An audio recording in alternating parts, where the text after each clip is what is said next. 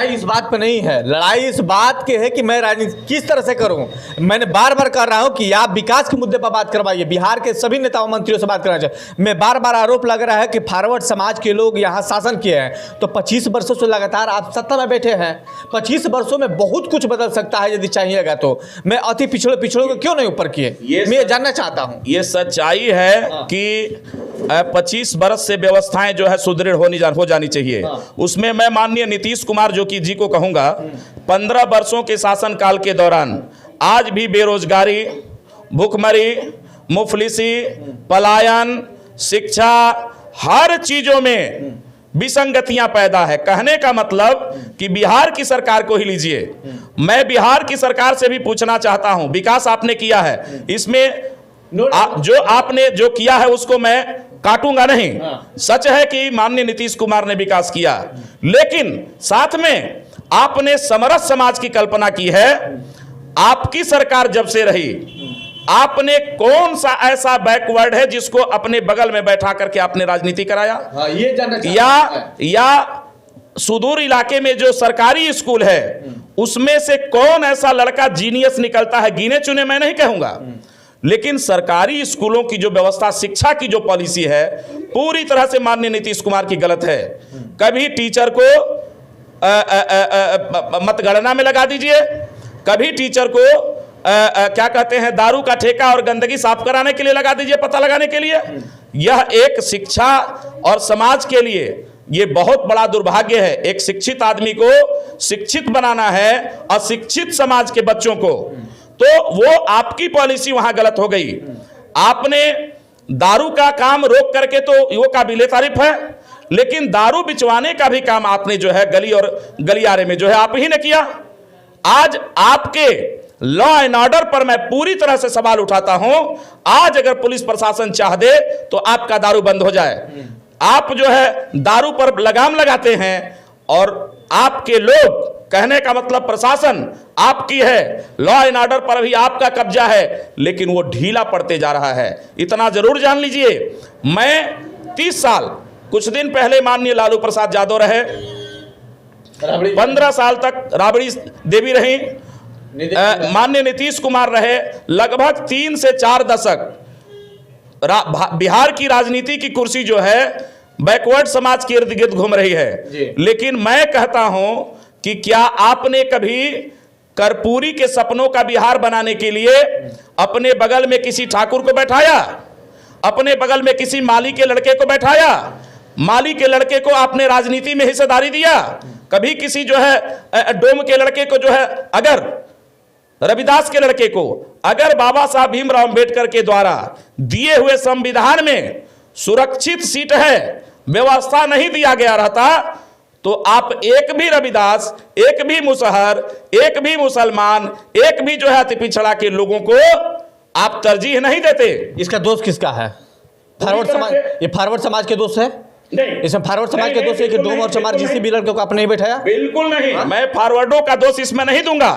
अरे फॉरवर्ड आपके कान में फूंकता है, आपका विवेक तो है, आप अपने विवेक का इस्तेमाल, कहने का मतलब यह है आप लोगों को बुड़बक बना करके कुर्सी पर चिपक करके यहां बिहार के विकास को, कहने का मतलब अति पिछड़ों से, दलितों से, माइनॉरिटी से, और जो फॉरवर्ड समाज में जो गरीब तबका का ब्राह्मण है, गरीब तबका का भूमिहार है, गरीब तबका का लाला है, गरीब तबका का क्या कहते हैं राजपूत है, आप उनसे कोई सरोकार नहीं रखते हैं? कभी भी नहीं रखते। क्या कारण है? क्या कारण है कि आपके बगल में जो आज से 15 साल पहले बैठा था, आपके कान में फूंकता था जादू का मंत्र, आज भी उसी के मंत्र को आप लेकर के चल रहे हैं। अपने इर्द गिर्द में किसी बैकवर्ड के बेटे को नहीं बैठाते हैं, न सदन में भेजने का प्रयास करते हैं। उसके पीछे का राज, अगर आप ये कहेंगे कि मैं अति पिछड़ों का नेता हूं, ये बेईमानी होगी। माननीय नीतीश कुमार जी, इस बात को सोच लीजिए। आपने अति पिछड़ों को भेजा है सदन में, मैं इस बात की भी वकालत करता हूं, लेकिन जो भरपूर पैमाने पर हम यहां जो है 50% से ऊपर हैं, और अति पिछड़ा आपसे अलग है। आप कभी आरसीपी सिंह को अपने दल से अलग कर दीजिएगा किसी के कहने पर, आप उपेंद्र कुशवाहा को अलग कर दीजिएगा किसी के कहने पर, आप बैकवर्डों को लेकर जो है नीचा दिखाने का प्रयास कीजिएगा किसी के कहने पर। अरे भाई, आप इस बिहार के जनमत के लीडर हैं, सर्व समाज के लीडर हैं, इसलिए जिसकी जितनी संख्या भारी उसकी उतनी हिस्सेदारी। आपने इसको पटल पे लाने का प्रयास नहीं किया। एक बात आपको रुकूंगा, जब से जातीय जनगणना हुआ है 90 और 10 की बात हो रही है, तब से पूरे देश के, पूरे बिहार के अंदर जातीय अनुवाद नहीं फैल रहा है। नहीं देख रहे हैं कि जिसको मर्जी आता है सोशल मीडिया पर खड़ा होकर बोलता है कि 90 की भागीदारी हमारी है, और कुछ लोगों को गलियाने का काम किया जा रहा है। देखिए, समाज में जीना सबको है। हाँ। ये कभी दूर होने वाला नहीं है। तो मैं चाहता हूँ, सुनिए सर, मैं चाहता हूँ कि जातीय जनगणना हुआ है, 90% वो लोगों को विकास कर दीजिए। 5 वर्षों में यदि विकास हो जाता है तो जातीय जनगणना आपका सफल है, नहीं तो आप भी असफल है, फिर जातीय जनगणना भी असफल है। जातीय जनगणना विकास के लिए जातीय जनगणना कराया है, बिल्कुल, कि जात दिखाने के लिए कराया है। आप बैकवर्ड फॉरवर्ड कराने के लिए जातीय जनगणना कराया है कि विकास करने के लिए जातीय जनगणना किया है? देखिए, जातीय जनगणना का उद्देश्य, जातीय जनगणना होना चाहिए पत्रकार साहब, मैं भी उसके पक्ष में हूं। हाँ। अब रही बात, हाँ। इस भारतवर्ष में संग्राम के बाद सबको जिन लोगों ने अपने क्या कहते हैं संग्राम में भाग लिया, हिस्सेदारी ली, ये भारतवर्ष सबका है, बिहार सबका है, सबकी भागीदारी होनी चाहिए। और जातीय जनगणना कराने का मतलब ये है कि पिछड़ों को, अति पिछड़ों को, दलितों को उसके संख्या बल के अनुरूप उसको भी राजनीति में, सामाजिक व्यवस्था में भागीदारी चाहिए। अरे सर, मैं बार बार इस बात का जिक्र कर रहा हूं कि 25 वर्षों में कौन फॉरवर्ड का मुख्यमंत्री बना है? मुझे ये बात बताइए, 25 वर्षों में कौन सा फॉरवर्ड का नेता बैठ के गया है नीतीश कुमार से ऊपर? लालू जी रहे, राबड़ी जी रहे, जीतन राम मांझी रहे, नीतीश कुमार रहे, बाकी तो 25 वर्षों से लगातार सत्ता में है। तो उसमें फॉरवर्ड के कहा से दोषी मान लीजिए, जातीय जनगणना करा रहा है, ये करा रहा है, विकास के मुद्दे पर कभी चर्चा नहीं होती है, बिहार के लोग नहीं करना चाहते हैं। देखिए, मैं इसी बात के लिए कह रहा हूं कि इसमें और इस पॉलिसी में माननीय नीतीश कुमार दोषी हैं। सोशल मीडिया का जमाना आया जब से, लोग जब से शिक्षित बनने लगे पूरे भारतवर्ष में, अपने अधिकार के प्रति जो है सचेत हो गए, और बाबा साहब ने आर्टिकल 19 में जो स्वच्छंद अधिकार के तहत जीने का जो हक दिया, अब जनता, आम आदमी, जनमानस में ये संदेश है शिक्षा को बढ़ने के बाद। सोशल मीडिया के जमाने में अब ये जान लीजिए कि कुछ भी अछूता नहीं रहेगा। एक चीज मैं बता दूं पत्रकार साहब आपको, कि सबसे पहले ये सच्चाई भी है कि दलितों को, अति पिछड़ों को, माइनॉरिटीज को, अकलियतों को अगर किसी ने बरगलाने का काम किया तो बिहार में वर्तमान में जो चल रही सरकार है वही है। उसका दूसरा, 15 वर्षों से कुर्सी पकड़ने के बाद आप किस समाज से आते हैं? अरे भाई, मैं अति पिछड़ा हूं। पिछड़ा है। आपको कितना भागीदारी मिला? बिल्कुल ही नहीं है। तो आपके साथ शोषण नहीं हुआ? हम माली समाज के हैं, हम सैनी समाज के हैं, और बिहार के 75 सालों के बाद आज भी माननीय नीतीश कुमार किसी माली के बेटे को, अगर एक भी माली के बेटे को अगर सदन में भेजने का प्रयास किया हो तो मैं माननीय नीतीश कुमार के पॉलिसी की सराहना करूंगा और उनका चरण वंदना करूंगा। तो ये कौन शोषण किया, नीतीश कुमार या फॉरवर्ड? बिल्कुल, ये कुर्सी पर बैठ करके अति पिछड़े को बरगलाने का काम, माइनॉरिटीज को बरगलाने का काम, दलितों को बरगलाने का काम इन लोगों ने किया। अगर नहीं किया रहता तो अपने अलायंस में कभी मायावती को भी लेते, कभी क्या कहते हैं पृथ्वी कुमार माली को भी लेते, कभी राजभर को भी लेते, लेकिन इन लोगों ने अपने कुर्सी के इर्द गिर्द और सदन में भेजने का काम कभी नहीं किया। क्योंकि अगर किया रहता तो माननीय कर्पूरी के सपनों का जो बिहार बनना था वो बिल्कुल ही बन जाता। लेकिन सबसे पहले लूटने का काम इन लोगों ने किया। मंचों से क्या बोलते थे, अरे गरीब लोगों, क्या कहते हैं, इस बिहार में जीने वाले लोगों, सबको हमने जो है अधिकार देने की बात की। अरे मंच पर जो है बैठ खड़ा होकर के भाषणबाजी करते हैं और जमीन पर कुछ भी देने का प्रयास नहीं करते हैं। जग चुकी है बिहार की जनता।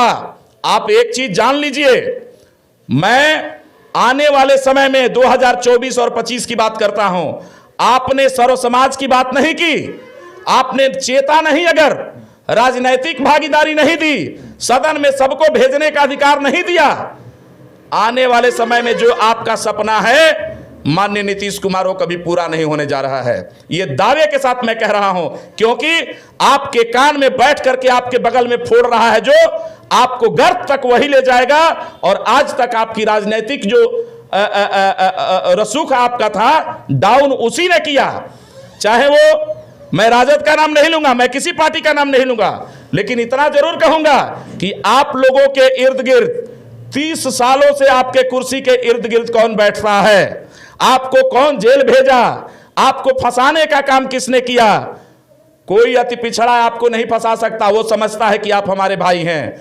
कोई दलित आपको नहीं फंसा सकता, वो समझता है कि आप हमारे भाई हैं। कोई अल्पसंख्यक आपको नहीं फंसा सकता, वो समझता है कि आप मेरे भाई हैं। लेकिन आपको अगर जेल भिजवाने का किसी ने काम किया, आप अच्छी तरह से जानते हैं। कम से कम मैं किसी की वकालत नहीं करता हूं, कहूंगा ये कि समाज में विसंगतियां जो है उसको खत्म करने का काम लॉ एंड ऑर्डर और सरकार की होती है। आपने देखा अभी छपरा में जो कांड हुआ है, ये वानगी लिखी जाएगी, भी एक इतिहास लिखा जाएगा। वहां कुछ राजपूतों ने जाकर किसी का घर जला दिया, मार दिया। कुछ जादवों ने जो है किसी का मर्डर करा दिया। शुरुआत किसने किया? अरे भाई, मैं वही कह रहा हूं कि आपके लॉ एंड ऑर्डर पर सवालिया निशान उठता है और समाज पूरी तरह से आग में जल रहा है। सबसे पहले अपने लॉ एंड ऑर्डर को मजबूत कीजिए, लोगों की सुरक्षा की गारंटी दीजिए, लोगों की शिक्षा की गारंटी दीजिए, लोगों को उन्माद से हटाने का प्रयास कीजिए। ये लड़ाई, ये रामायण और महाभारत इससे नहीं होगा। अरे दुनिया जानती है कि कोई भी देश का चलना जब तक संविधान नहीं रहेगा तब तक जो है नहीं चलेगा, और भारत भी संविधान पे चलता है। उन बाबा साहब भीमराव अंबेडकर ने भारत के संविधान में ऐसी ऐसी आर्टिकल दिया है, टोटल व्यवस्था दी है, आप उसके तहत उस पर अमल करके और भारत के संविधान को और भारत की व्यवस्था को सुदृढ़ करके अपनी पॉलिसी को ठीक करके चलाने का प्रयास कीजिए। मैं बहुत ज्यादा ये आपने सुना कि मैं किस मुद्दे पर बात कर रहा था। लगातार जिस मुद्दे पर सवाल पूरे बिहार के अंदर हुआ, उस मुद्दे का सटीक जवाब डॉक्टर एस के सैनी ने दे दिया। तो आप देख रहे थे प्राइम पब्लिक और मैं हूं विकास विद्यार्थी। देखने वाले सभी दर्शकों जय हिंद।